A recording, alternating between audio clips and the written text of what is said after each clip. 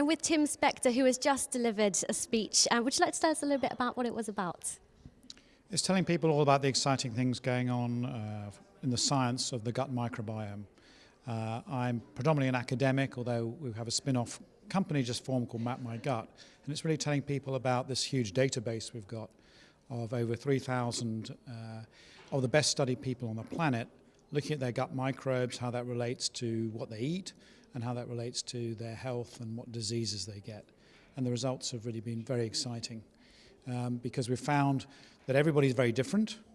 We can measure their microbes now by genetic testing, and you can get tested commercially now, and seeing that the differences between fat and thin people, for example, can be due to beneficial microbes, and you can take those beneficial microbes and put them into mice and make them thin, and you can now take those same microbes and put it into a probiotic and as a functional food, and you can do all that within the space of a year.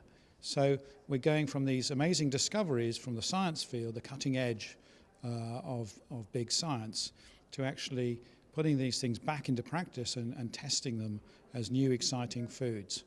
Because we know that everyone's different, their microbiome, and you can reverse and change it nutritionally. And I think this is one of the most exciting areas that I've ever worked in, because normally it takes 15 years for a discovery to make its way to a drug. And I can suddenly do this in months, and there's many more discoveries out there to be found. So how is this going to affect the average consumer doing their weekly food shop, for example? Well, what I want to do, and through this research and the PR and a book I've written called The Diet Myth, is tell people that what they eat has a direct effect on their gut microbes. So rather than thinking about calories and fat and sugar, I want people to think about what's that food composition going to do? Is it going to feed those microbes that are looking after you? Is it going to feed them and make them more, give them more species, make them produce more helpful chemicals for your immune system? Is it going to stop allergies? Is it going to help you digest them? And if people start making that link between what they eat, and getting more healthy microbes inside them, we could start to really change the whole ethos of food health and actually the food industry itself. So do you think that food packaging has an additional responsibility here when it comes to this topic? Absolutely. The one thing that's totally deficient on food labels at the moment is really how it's affecting the gut microbes.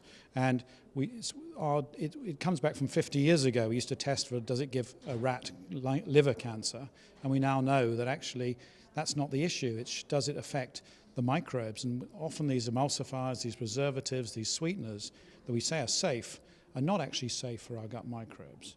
And these labels are often leaving out crucial data on fiber and all the things that we need for our gut microbe health. So I think it's time for a radical overhaul. Forget all this rubbish about which particular carb or saturated fat or cholesterol, which are outdated measures, as well as our calories, which are grossly inaccurate, and actually focus on the diversity of the food and how it's going to affect our gut health, which has a real direct influence on everyone's health. Very interesting. Thank you very much. Pleasure.